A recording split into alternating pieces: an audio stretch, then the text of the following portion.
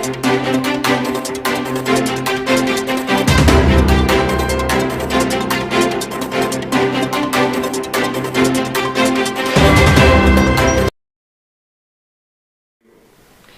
morning and thank you for joining us right here on Luntha Television. My name is Jacqueline Saidi and I'm joined by Alena Fipiri. Thank you very much for being with me today. Okay, it's time for press review and as usual we have the Daily Times and The Nation. Both papers are going at 1,000 kwacha. In this program, we scrutinize some of the stories that are appearing in both papers. So to begin with, the Daily Times, confiscation fund mystery. That part of the story reads, mystery surrounds operations of the government's confiscation fund, which was established by the Financial Crimes Act of 2017 to receive proceeds of forfeited property involved in crimes. 5 years down the line, the fund does not have guidelines for withdrawals, has not been audited, and it is not known how much it is in the account since its establishment. And here on the front page of the Nation newspaper, we have the SCB LMC rush. The subheadline says 2 months after public naming and suspensions, no charges for Chilima Kapondamkaka.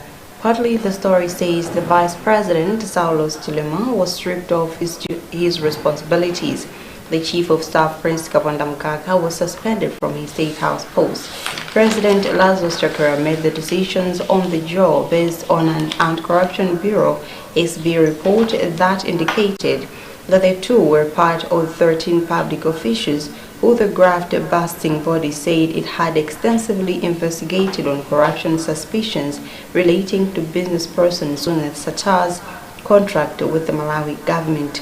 But nearly 2 months since the president withheld delegated duties from Chilima and interdicted Kapondamkaka, the Joe has neither been questioned nor charged.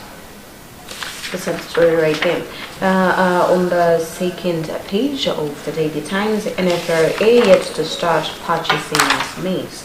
And a part of the story, the National Food Reserve Agency, NFRA, has not yet started buying maize from farmers and cooperatives as the country faces an 18.9% maize harvest reduction in the 2021-2022 agricultural year. Deputy Minister of Agriculture, Madaritso Kambawawirima, said in Parliament yesterday that the agency will start buying the staple grain soon in an effort to boost the country's food reserves. And on the second page, we have Minister allays Shoprite exit fears. Partly the story says Minister of Labour Vera Kamtukule says Shoprite management has assured the government that it will maintain 5 of its 6 shops in the country. She was responding to a question from Zombachi's legislator Mark Bottoman of the Democratic Progressive Party in Parliament yesterday about a social media report that the franchise was preparing to exit the country. Bottoman asked the minister to update the House on whether the rumors were true to clear anxiety among the franchise employees. New Chinese envoy for strong bilateral relations. New Chinese ambassador to Malawi, Long Zhuo, presented his latest of credence to President Lazarus Chakwera yesterday at Kamuzu Palace in Lilongwe, where the two countries echoed the need to strengthen bilateral ties.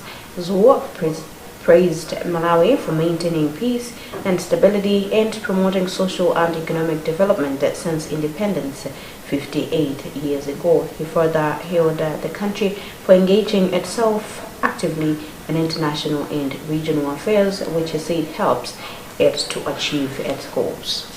And another one here, we have polio immunization targets to 3 million children. Partly the story says the Ministry of Health yesterday rolled out the 3rd phase of polio immunization, targeting 3 million under 5 children.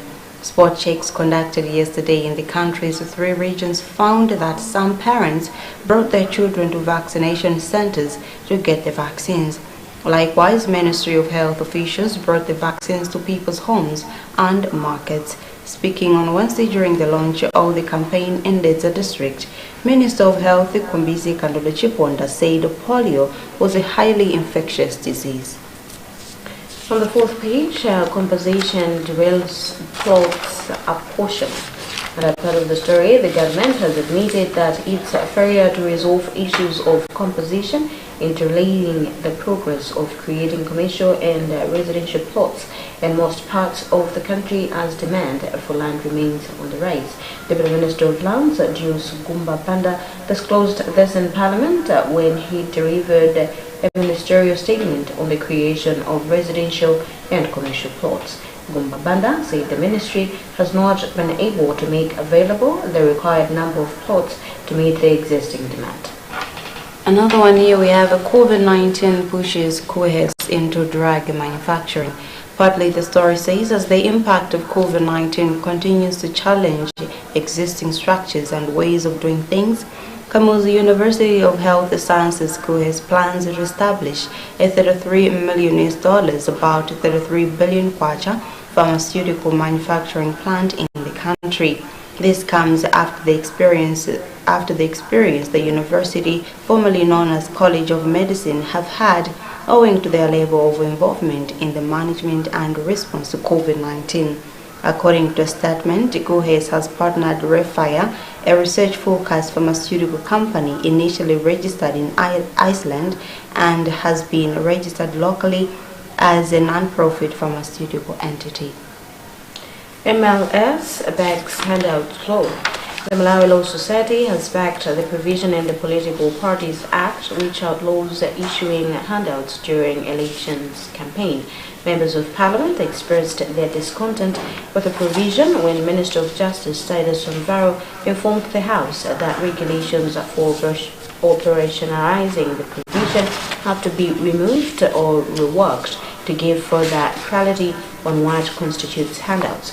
Speaking on Times Radio Kolinje program on Wednesday, MLS President Patrick Mpaga said that the law is clear in its current state and is important to ensure that both rich and poor Malawians fairly compete for political offices as enshrined in the country's constitution. Maybe you have another one before we move on. Well, the last one, Chagura to attend UN meet in New York. President Lazarus Chakwera has disclosed that he will physically attend this year's United Nations General Assembly, UNGA, scheduled for September 13th to 27th, 2022 in New York, United States.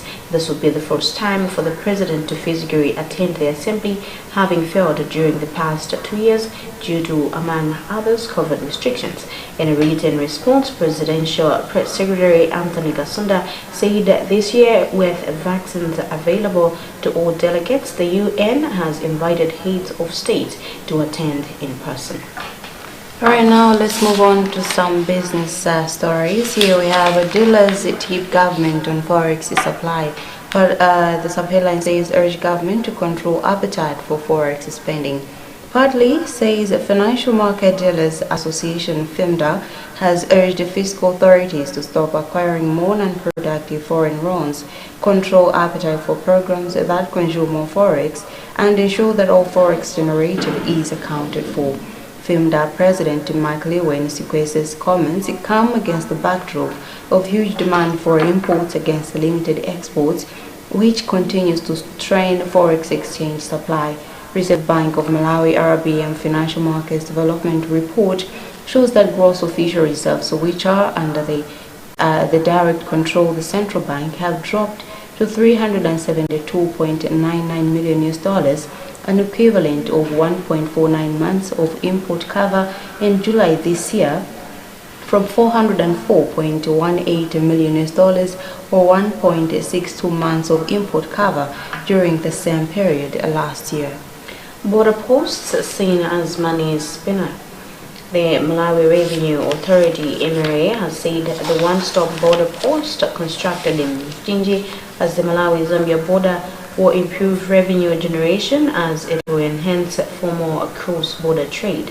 MRA Head of Corporate Affairs Stephen Kabaluma said this during a sensitization workshop at the Mchinji Mwami OSBP aimed at creating awareness to the community and users. Kaboloma said the one-stop border post is encouraging formal trade as it will increase revenue for the government and consequently development in the border community and in the country at large.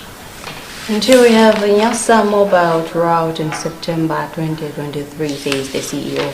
Partly, the story says Nyasa Mobile Limited, the Chief Executive Officer Jason Bowler, says the firm has invested over $120 million, about 124 billion kwacha, throughout in the third quarter over 2023.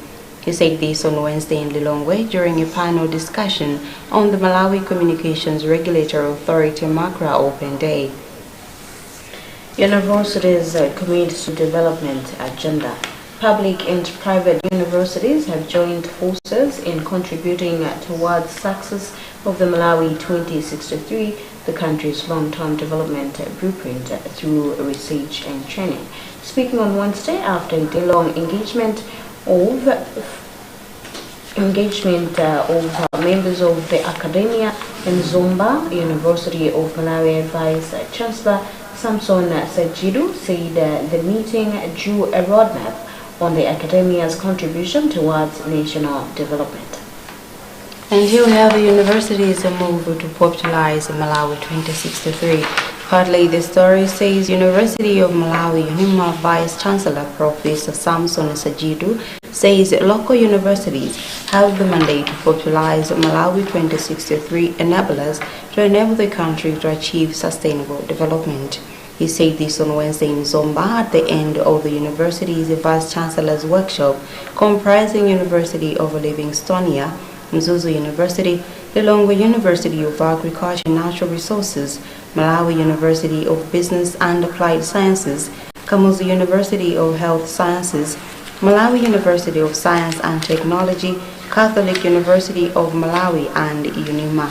Sajidu said the workshop was one of the first of a series of meetings that vice chancellors of universities will be engaged in to discuss how they can work together and ensure that the academia sets a solid foundation to achieve the long-term development plan.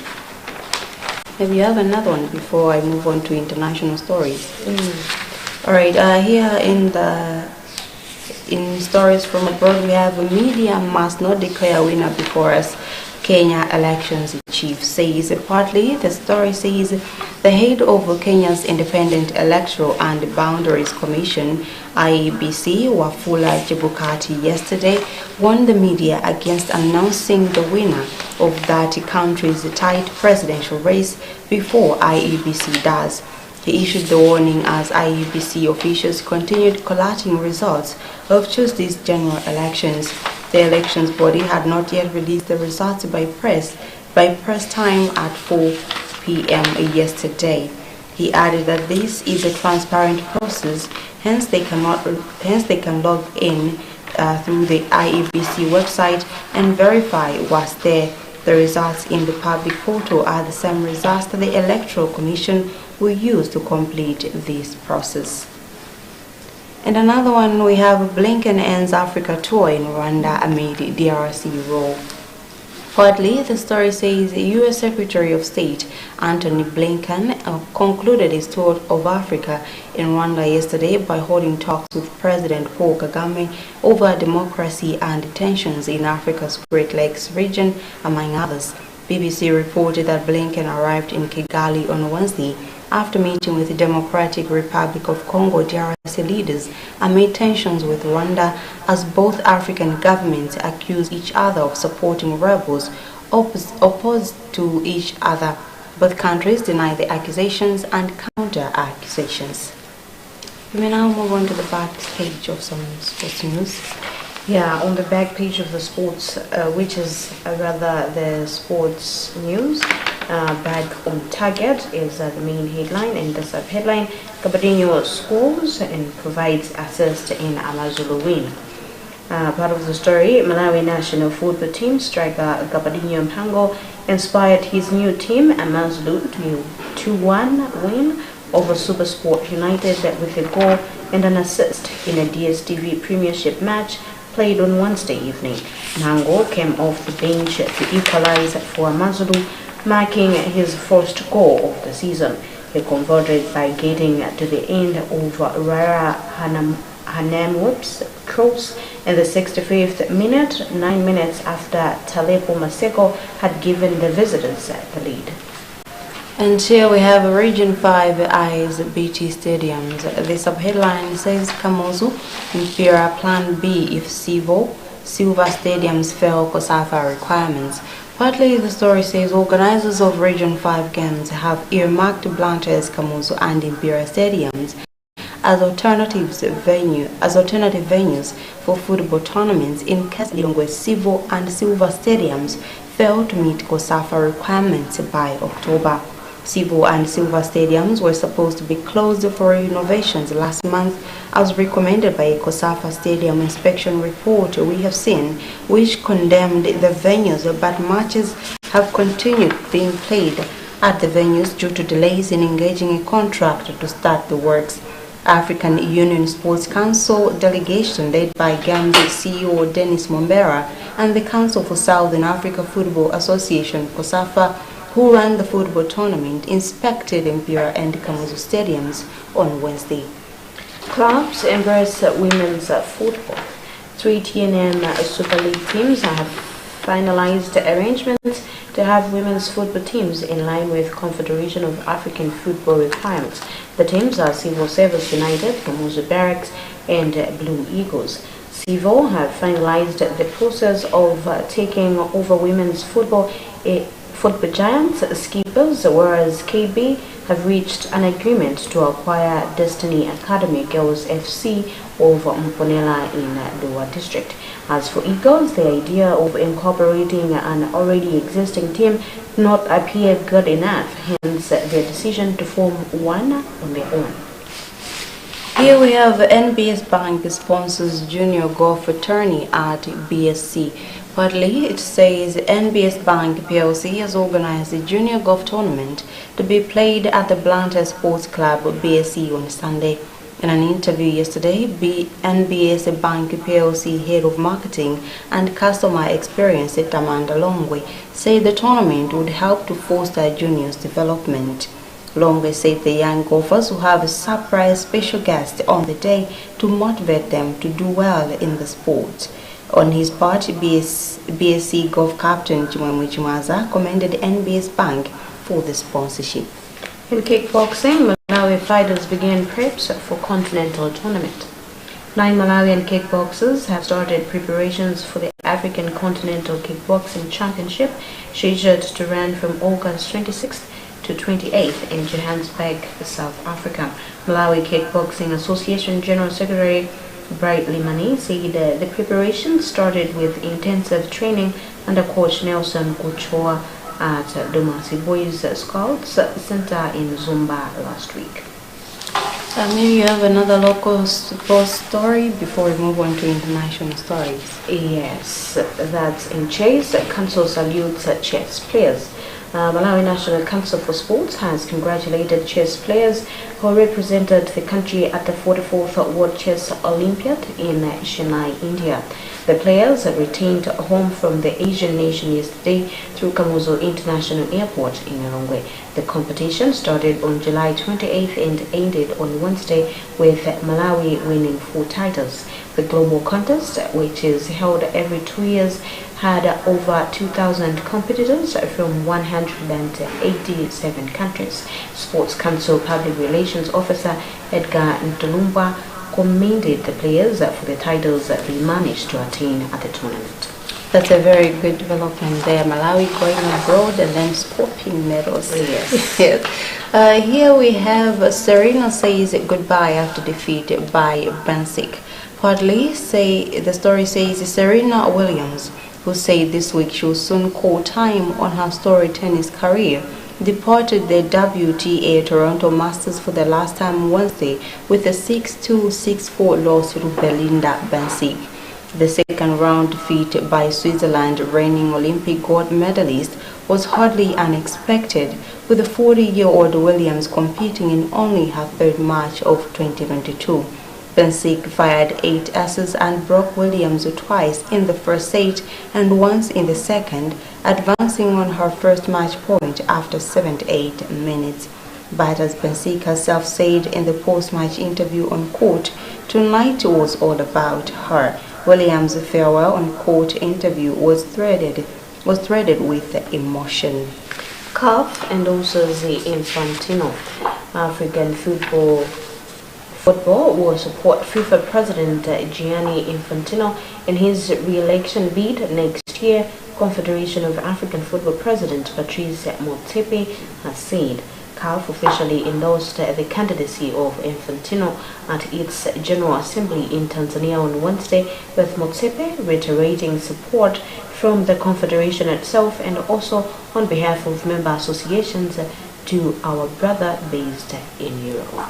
And here we have Barca sell off assets to make signing. Partly, Barcelona attempts to establish themselves once again as forced in La Liga and the Champions League this season have seen the heavily indebted Catalans gamble with their future to enable striking summer spending spree. A year after being forced to let Lionel Messi go as eye-watering reported debts of 1.35 billion euros, about 1.39 billion US dollars, crippled the club, Barcelona have spent 153 million euros on transfer fees alone to strengthen their squad, with Robert Lewandowski the most notable new arrival. Chelsea ready for De Jong, Aubameyang. Maybe it's Aubameyang. Aubameyang. His words. All right, Chelsea are ready to sign Frankie De Jong and Pierre-Emerick Aubameyang, and if Barcelona allow both players to leave this month.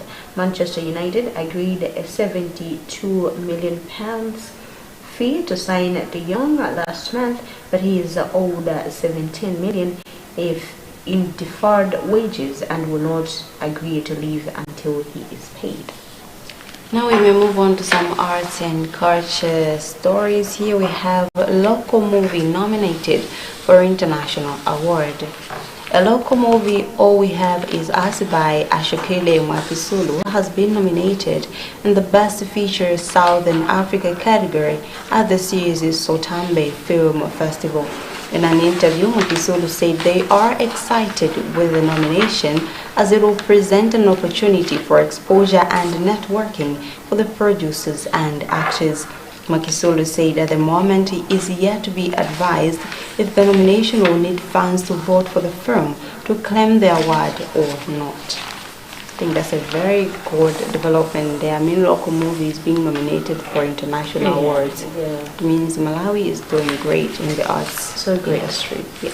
Okay, Umtato Festival climaxes tomorrow. Traditional dances and other activities are set to light Umtato Cultural Festival as it climaxes today at Hora Mountain in Mzimba. The 4-day festival started on Wednesday with a conference for Amakosi, which means Ngoni traditional authorities and their wives, Amakosi Kazi at Mzimba Boma, before a workshop for communities and youths at Hora Mountain followed yesterday. And here we have Suffix, Indira and the Anglican Voices in rare collaboration. Partly, the story says gospel rapper Suffix is set to release a song titled Mandiko Ndera on Monday, in which he collaborated with Indira and the Anglican Voices. In an interview, Suffix said he has for a long time admired the choir, but didn't know how best to merge the talent of the group with his until recently. Suffix said Mandiko Ndera is based on his personal experience after the loss of his mother. Another story here, sound engineer gets killed in Uganda. The country's sound engineer, Shadrach Kalukusha, leaves the country tomorrow for Uganda, where he is expected to manage concerts as well as hold a workshop. Kalukusha, who has managed a number of events and festivals in the country, said on Wednesday it was exciting for the sound engineering family for him to be invited in Uganda. I mean, look at Malawi, eh? You're doing good. People are doing things out there. They're being noticed. What are we waiting for? Well, we shall get noticed one day. Yes. Yeah. All right. Well, that's it that we had for you in our today's press review. Yeah. Yes. Both papers, remember, they're going at 1,000 kwacha, and remember that we only take some of the stories in the papers. For you to get all the stories, you need to